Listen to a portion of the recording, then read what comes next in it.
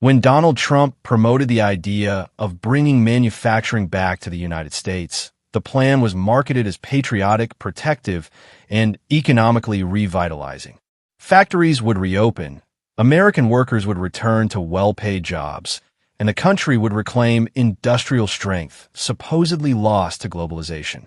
But behind the speeches and slogans, analysts observed a different reality.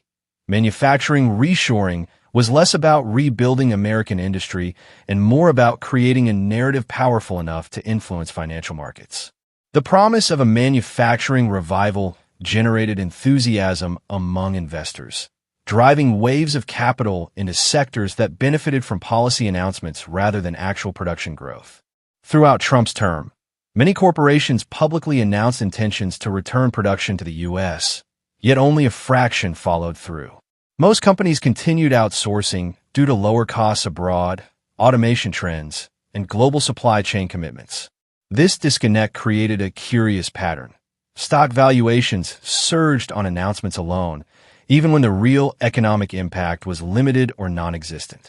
The gap between political messaging and industrial output revealed a strategy that rewarded speculative behavior and provided substantial opportunities for market players familiar with the timing of policy communication.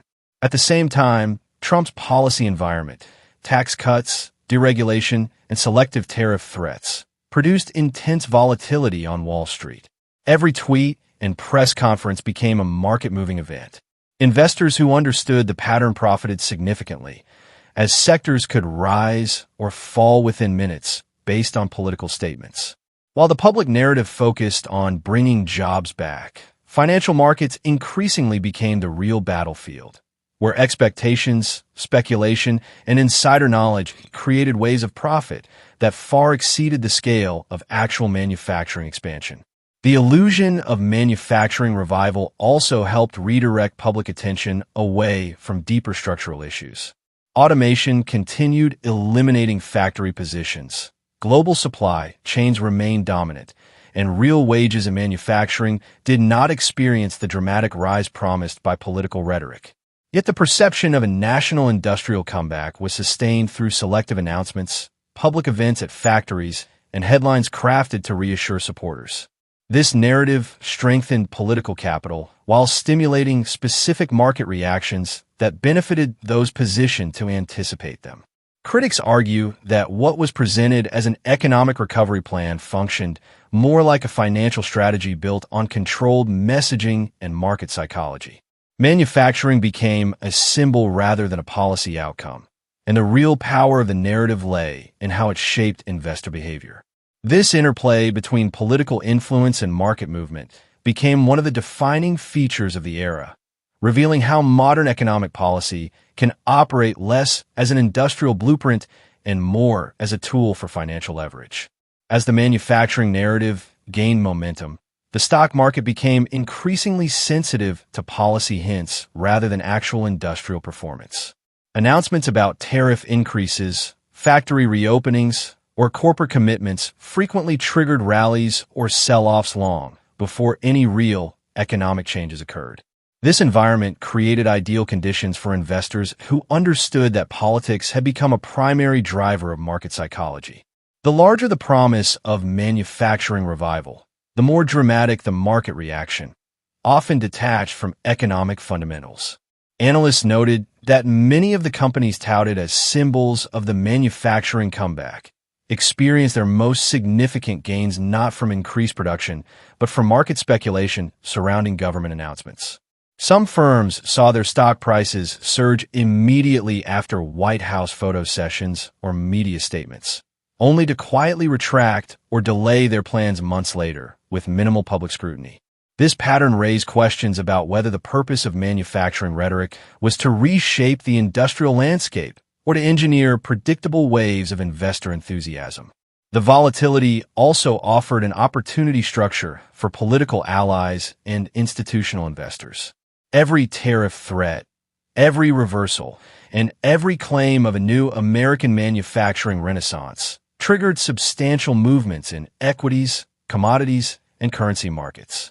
Those who could anticipate or interpret these signals had access to a cycle of profit that was unavailable to ordinary Americans. Meanwhile, the citizens who believed in the promise of job restoration often faced a far different reality. Automation continued to replace labor, factory reopenings were limited, and wage growth remained stagnant. The gap between political promise and economic outcome widened as the stock market boomed, while many communities saw no tangible recovery. This dynamic contributed to a broader trend during the era, the decoupling of stock market performance from the real economy. While political rhetoric emphasized manufacturing, financial markets became the primary beneficiary of policy maneuvers. Corporate tax cuts fueled share buybacks rather than industrial reinvestment. Deregulation increased short-term profitability, but did little to expand the workforce. The manufacturing sector became a political symbol, while the stock market became the true arena where wealth was generated and concentrated. For many observers, the deeper implication was that the manufacturing narrative functioned as a strategic cover for market engineering. The idea of bringing jobs back provided emotional appeal and political power, but in practice, it produced a cycle of speculative gains and amplified inequality.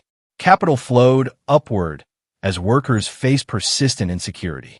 The disconnect between Wall Street and the industrial heartland highlighted the structural reality. The manufacturing revival was never the core objective. Instead, the narrative served as a mechanism to shape expectations, stimulate markets, and reinforce a system where financial gains were prioritized over economic reconstruction.